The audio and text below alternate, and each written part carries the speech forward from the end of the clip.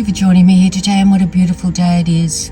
And I'm sitting here in nature, and I'd like to read you an extract from the memoirs of St. Therese of Lisieux's Story of a Soul. O Jesus, my first and only friend. How can a soul as imperfect as mine aspire to the possession of the plenitude of love? O Jesus, my first and only friend, you whom I love uniquely, explain this mystery to me. Why do you not reserve these great aspirations for great souls, for the eagles that soar in the heights? I look upon myself as a weak little bird with only a light down as covering. I am not an eagle, but I have only an eagle's eyes and heart. In spite of my extreme littleness, I still dare to gaze upon the divine sun, the sun of love, and my heart feels within it all the aspirations of an eagle.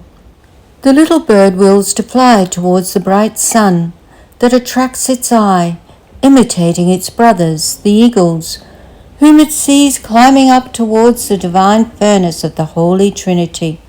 But alas, the only thing it can do is raise its little wings to fly. To fly is not within its little power. What then will become of it? Will it die of sorrow at seeing itself so weak? Oh no, the little bird will not even be troubled. With bold surrender, it wishes to remain gazing upon its divine sun. Nothing will frighten it, neither wind nor rain, and if dark clouds come and hide the star of love, the little bird will not change its place, because it knows that beyond the clouds its bright sun still shines on, and that its brightness is not eclipsed for a single instant. O Jesus, up until the present moment, I can understand your love for the little bird, because it has not strayed far from you. But I know, and so do you, that very often the imperfect little creature, while remaining in its place, that is, under the sun's rays, allows itself to be somewhat distracted from its sole occupation. It picks up a piece of grain on the right or on the left. It chases after a little worm. Then, coming upon a little pool of water, it wets its feathers still hardly formed.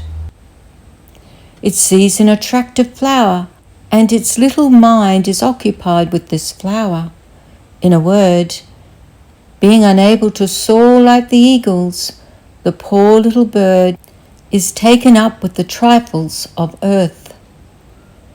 And yet after all these misdeeds, instead of going and hiding away in a corner, to weep over its misery and to die of sorrow, the little bird turns towards its beloved sun, presenting its wet wings to its beneficent rays.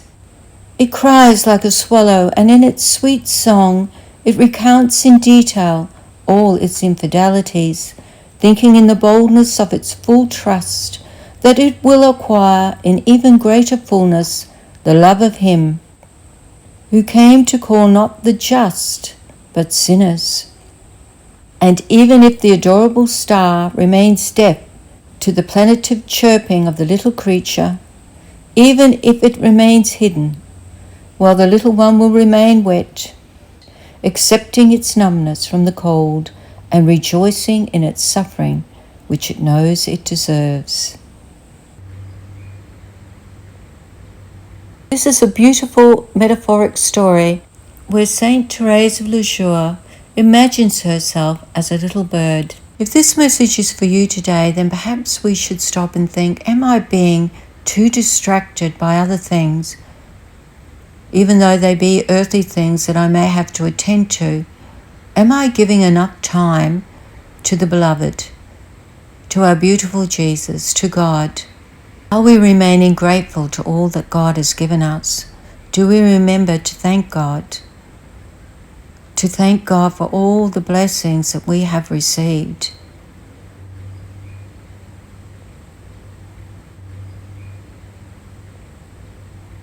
Because ultimately, God is our center, God is our sun, and we all want to fly there. So perhaps today I will invite you, viewers, to say the Novena of our beautiful Saint Therese of Lisieux. I have a clip on this, viewers. Take the time today to go to her and pray. She is waiting for you. Saint Therese promised that when she went to heaven, that she would be praying for us, that she would be building up saints in heaven. And she promised to send a rose. And she promised to shower down roses upon us.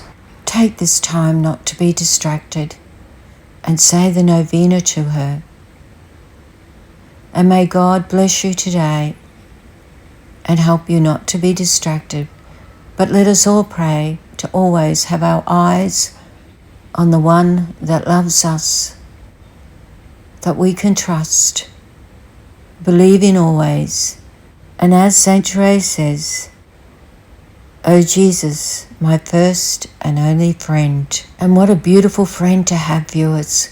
Thank you for listening and have a wonderful day. Thank you.